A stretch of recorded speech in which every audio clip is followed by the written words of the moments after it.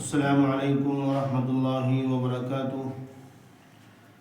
جیسا کہ آپ سبھی حضرات کو معلوم ہے کہ حضرت مولانا حافظ پیر ذوالفقار نقشبندی رحمۃ اللہ علیہ کا انتقال ہوا ہے۔ یہ ہم سب کے لیے، امت کے لیے بڑے ہی خسارے اور دکھ کی بات ہے۔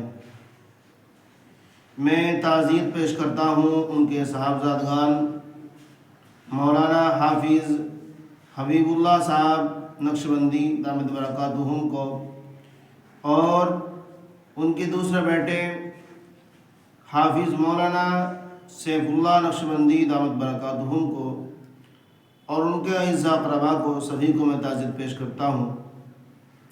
اور اس دکھ درد کے موقع پر ہم ان کے دکھ میں شریک ہوتے ہیں، اور اللہ رب العزت نے حضرت پیر صاحب کو بڑے خصوصیت سے نوازا تھا کہ ان کے دنیا بھر کے ممالک کے اندر مریدین ہیں جو دینی و ملی خدمات انجام دے رہے ہیں۔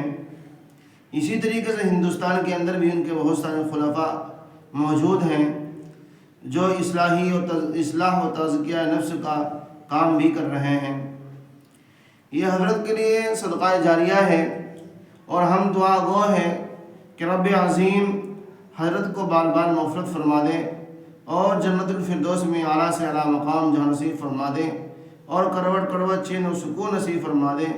متعلقین کو اور ان کے مریدین کو، ان کے متوسلین کو، ان کے خلفاء کو، ان کی اولادوں کو، ان کے تمام خاندان والوں کو، اور ہم سب کو اللہ رب العزت جو ہے صبر زمین نصیب فرما دے، اور حضرت کے نقش قدم پر جو حضرت نے زندگی گزاری ہے اور اپنا جو طور طریقہ چھوڑ کر کے گئے ہیں، اللہ ہم سب کو اس پر چلنے کی توفیق نصیب فرما دے۔ وما علینا الا البلاغ۔ السلام علیکم ورحمۃ اللہ وبرکاتہ۔